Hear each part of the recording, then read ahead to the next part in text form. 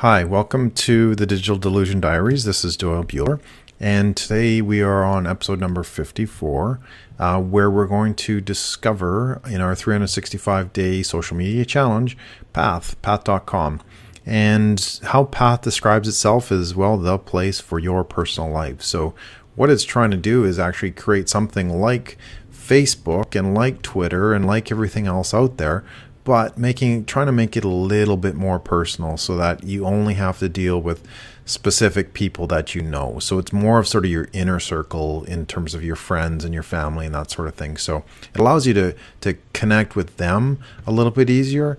Doesn't necessarily allow you to connect with other people that you may not have had the opportunity to, but that's sort of, I guess, where they're headed with this product. So overall, it's a fairly new social channel, so it doesn't have quite all those features that you would normally expect.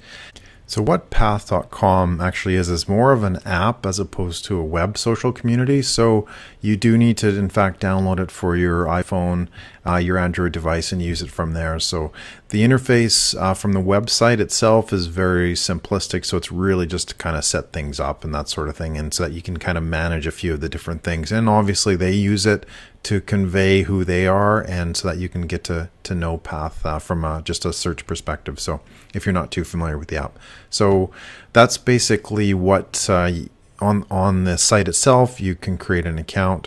But again, you need to connect it with your phone to be able to actually use it. So, and again, their modus operandi is to be able to communicate with people directly in your sphere or circle of friends and that sort of thing. So keeping things close and keeping things tight. So then you don't have to worry about, privacy or security or that sort of thing, because you know who exactly is watching, right? Who exactly is listening, that sort of thing. So very, very important in this day and age of online security and those kinds of things. So in terms of traffic, a fairly typical audience, a little bit more male actually in this case than female, at least during this phase. It is a fairly new app as well, so there I'm sure this might change a little bit.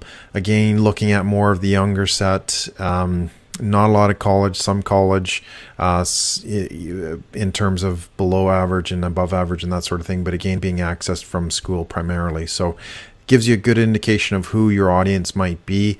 Where in terms of are they located? Well, usually, as most social media sites, typically in the United States, where about 17% of their audience is located. So social media content type, well, it is what we call niche networking. So it's very specific, and it's not sort of a broad, let's share everything with, the whole entire world. So we call that niche networking. What is it good for your business? Connect with your audience with added security, location, and visuals. So you could set up an account, or even just sort of a friendly basis too. Like, not everything has to be business. You're creating that profile to be able to understand where your customer is and what they're trying to do, and that's kind of key as well. Is that if you establish a profile on something like this, you may not be able to use it directly for your business as an entrepreneur or whatever the case may be. But the point is you're starting to understand, okay, where is my audience? What are they doing? How are they connecting? Those kinds of things.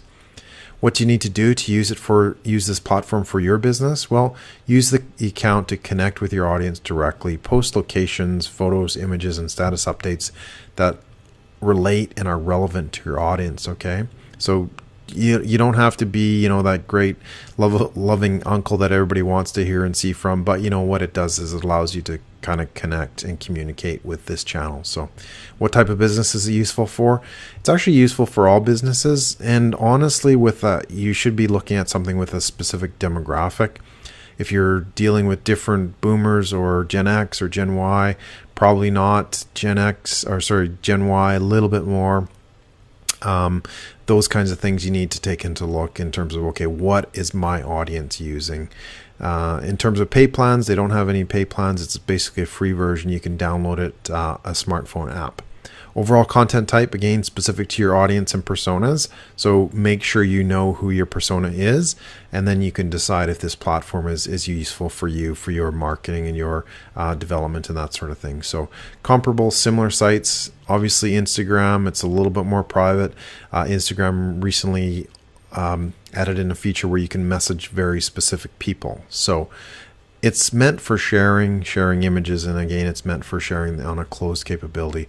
So what do? Well, we give it a Digital Delusion Index, the overall site usefulness of 3 out of 5.